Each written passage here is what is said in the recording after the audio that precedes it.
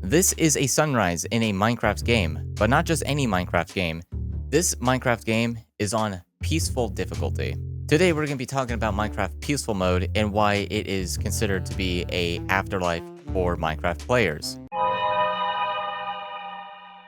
Now when it comes down to the afterlife in general, I would assume that you don't have to eat anything, you don't have to worry about anything, and everything is tranquil, depending on what you did in life. But let's compare what we think the afterlife would be to Minecraft peaceful mode when it comes down to the characteristics that I gave for Afterlife. Now, the first part is the eating. You don't have to eat anything when it comes down to being in a peaceful mode Minecraft world. When it comes down to Minecraft, you do not have to worry about any of that. You are immortal, basically, unless you die from something else. But even if you die, you still come back from that world. Now, you can argue it's like the same thing when it comes down to Minecraft normal mode, hard mode, or just easy mode.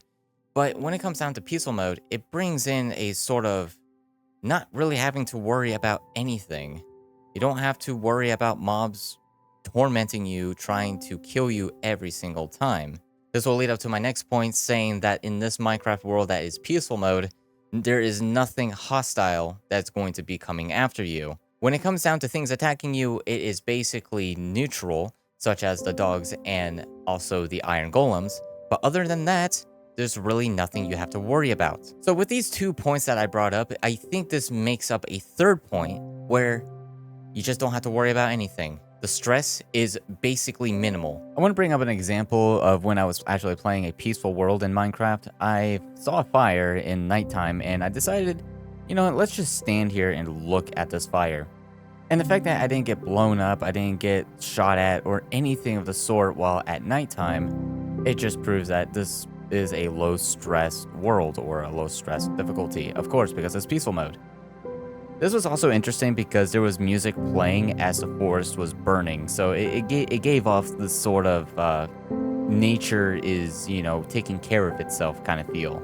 Now, this last point is a little bit more subjective due to the fact that this can be interpreted a bunch of different ways when it comes down to seeing fires or just seeing anything happening with no input whatsoever. I will say when it comes down to Minecraft peaceful mode, it can't be ignored that peaceful world actually brings in a sense of tranquility and ease to the human mind when it comes down to normal stress that has happened when it comes down to the Minecraft world or when it comes down to real life.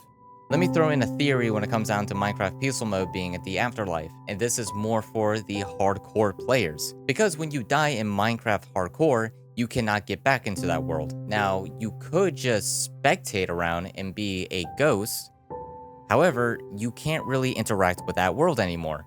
So you either have to make another world that is hardcore, which I consider that as reincarnation. You'll go into limbo, which I would probably consider Minecraft normal, easy, and hard modes being the limbo, or you go into peaceful mode, which is the afterlife, something that you don't really have to fight in order to survive. I like the idea of Minecraft peaceful mode being the afterlife and being a very pleasant place to stay. However, a good amount of people think peaceful mode is actually terrifying.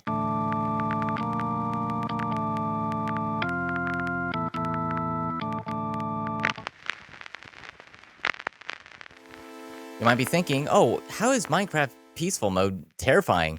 I don't know. Personally, I think it all stems to paranoia. There was this one video that I watched that was really, really interesting to me.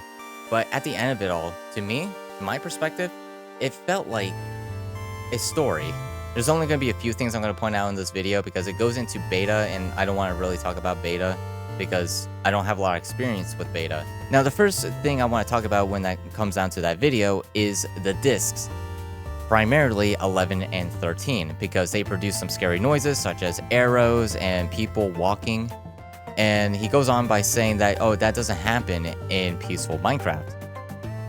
The thing is, I can actually debunk it in a way where it's like, we could say it's multiplayer, which that's an easy one. That's a definitely easy one. It can be a multiplayer recording and then it got lost in the world. But we can also say that the peaceful world was inhabited by monsters in the past, and it killed off all the players, or the humans, we'll say humans in this case.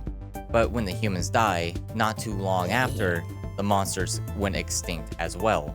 Again, this is speculation, but this speculation is what I think when it comes down to those discs. I don't really think of it as like, oh, someone's putting those down mysteriously. And the second point I want to talk about, which is not really explained just like on a point, but it was like pretty much throughout the entire video, is the actual loneliness that you would feel in Minecraft Peaceful Mode. Now, when it comes down to Minecraft Peaceful Mode, you can also play it on multiplayer and you can play it with other people, but that is not the point of the video. What he was talking about when it comes down to the video that he made, it was made for single player, a single player experience. When you realize that there is no one there, but you have this sense of someone being behind you, it's a little reasonable to be a little jumpy. However, I think a practical side of me would actually think that when it comes down to Minecraft Peaceful Mode, there's just really no one coming after you. You can do whatever you want and have fun from there. I think a lot of this fear actually stems from paranoia and also Minecraft ARGs, because a lot of people like the ARGs. And don't get me wrong, I love the ARGs. ARGs are really nice to look at if they're done well.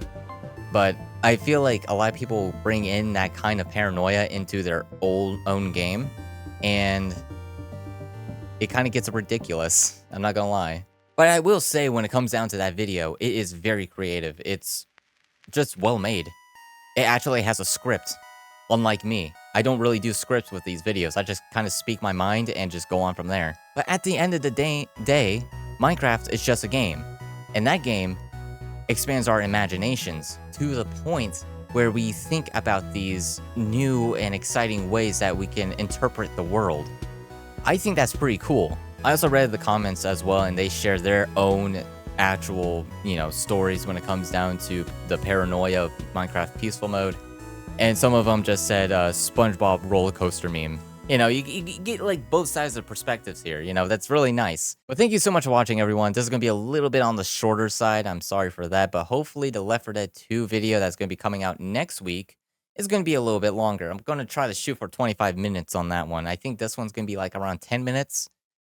But again, thank you so much for watching, everyone. I really do appreciate you for watching this video and also the GTA 4 video. I really appreciate that too. I'm going to keep on working on these videos. I'm going to get better on my speech too, because I notice I stutter and I say, I do that a lot. I got to stop doing that. Maybe writing a script will help. But thank you so much for watching again, and I will see you guys next time.